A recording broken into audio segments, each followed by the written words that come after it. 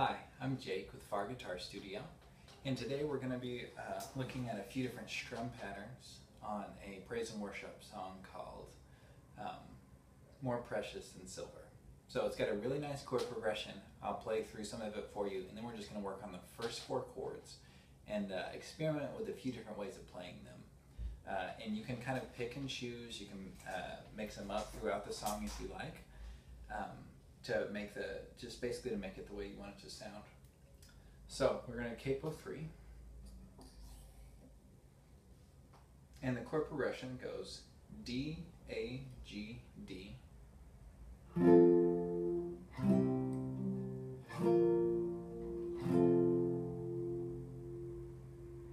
D, A, G, A,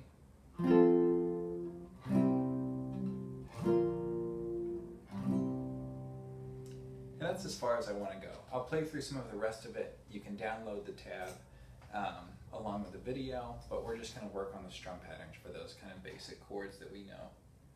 So the first thing you can do is, since this song is in 4/4, you can simply play each chord one time and hold it for 4 beats.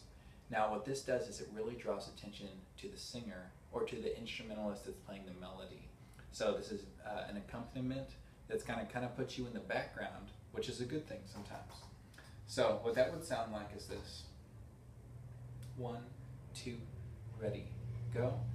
D, 2, 3, 4. A, 2, 3, 4. G, 2, 3, 4. D, 2, 3, 4. D, 2, 3, 4. A, 2, 3, 4. G, 2, 3, 4. A, 2, 3, 4. Okay, I use that one all the time. It's very good, and it's also nice that it's pretty simple. All you have to do is count to 4 each time you play. The next thing we're going to do is, if you want to add in a little bit more movement, you can always just play 4 downs per chord. And I like to emphasize beats 1 and beat 3, and that gives it kind of a groove that is a little more appealing to the listener. So what that would sound like is this.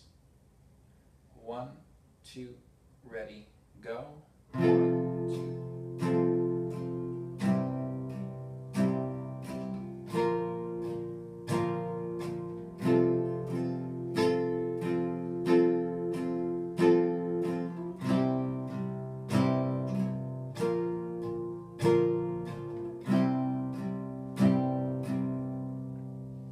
There's a lot of professional musicians that use that strum pattern and make it sound really good. And it's one of the most simple strum patterns we can do, just 4 downs. But if you have the proper emphasis on 1 and 3, it can sound really good. So let's practice the emphasis part of it a little bit. What I want you to do is lightly touch your left hand to the strings. That way we get this sound when we play. Just a muted sound. Okay, so we're going to do first a big stroke on 1. That sounds like this. Try that. 1, 2, ready, go. Great. Now we're going to do a little. For a little, I'm just going to play a few strings. I'm not going to play all of them, just a few at the top like this. So I didn't play all 6, I just played about 3. Let's try a little together. 1, 2, ready, go. Very nice. Okay, so all we're doing is we're alternating that big, little, big, little.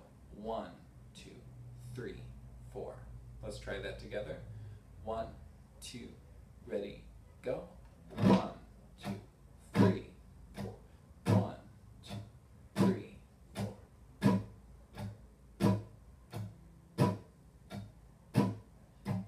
Listen to what a difference that makes. If I play it without emphasis, it'll sound like this.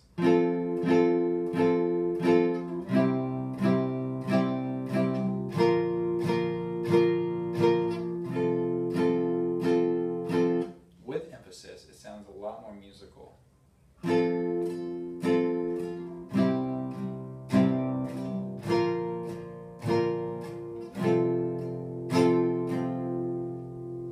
Okay, now the third style that I want to try playing these chords with is it's very similar to the last one we just did, but what we're going to do is add an upstroke at the end. So now our strum pattern is 4 downs and an up. that sounds like this. 1, 2, 3, 4, up. If I play it like that, still keeping my emphasis on the right beats, it'll sound like this. 1, 2, ready, go.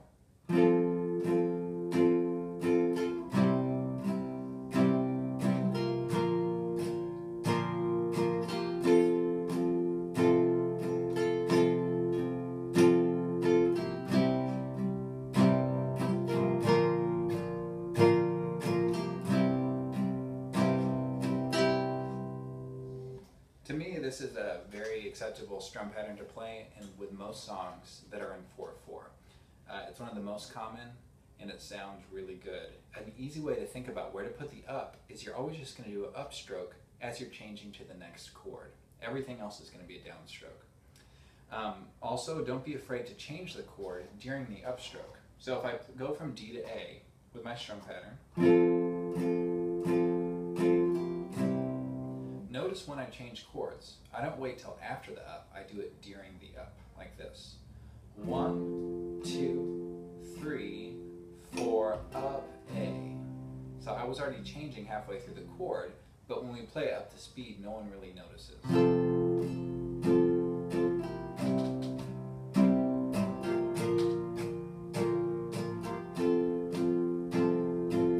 That's one of the best tricks for the rhythm guitar player, is to leave the first chord a little early so that you can be at the next chord on time.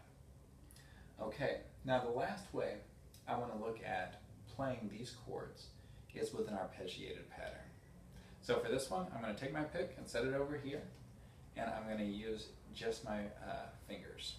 If you don't feel comfortable doing this, you can always just play with the pick, but if you want to try something a little more interesting, we can do this over here. What I want you to start out doing is put your thumb, which we call P, on the 4th string, I, or your index finger, on the 3rd, M on the 2nd, and A on the 1st string. So this is kind of a finger per string philosophy. We have thumb, index, middle, ring finger on the top 4 strings. Alright, so I make my D chord, and I play 4th string, 4th string, 3rd string.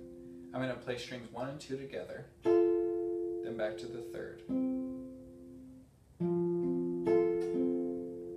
Now, since this moves a little bit faster than our strumming did, we have to play this twice per chord. So for the first D, it'll sound like this.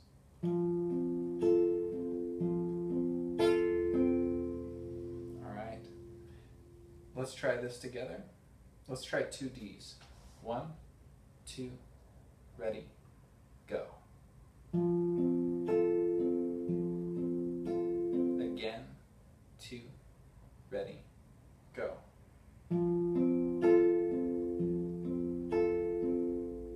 Great. All right, now for the A chord, you would keep these 3 fingers where they were, but we have to move our thumb down to the 5th string since this is the base of the A chord, and we play it the same way.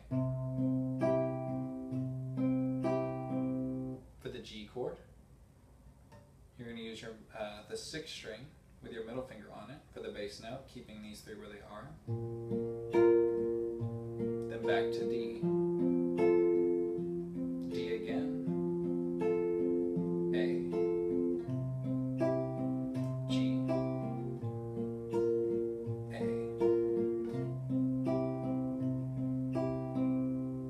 Great. Now later in the song you'll find an E minor chord, and what you'll do for that is you'll make your E minor shake with your left hand and you'll play the low 6th string with your pattern. Okay, so hopefully that gives you several different options that you can play on More Precious Than Silver. You don't, like I said, you don't have to use all of them, but it's also nice to have a variety of strum patterns that you can use to get the effect that you like. Thank you. Have a great week.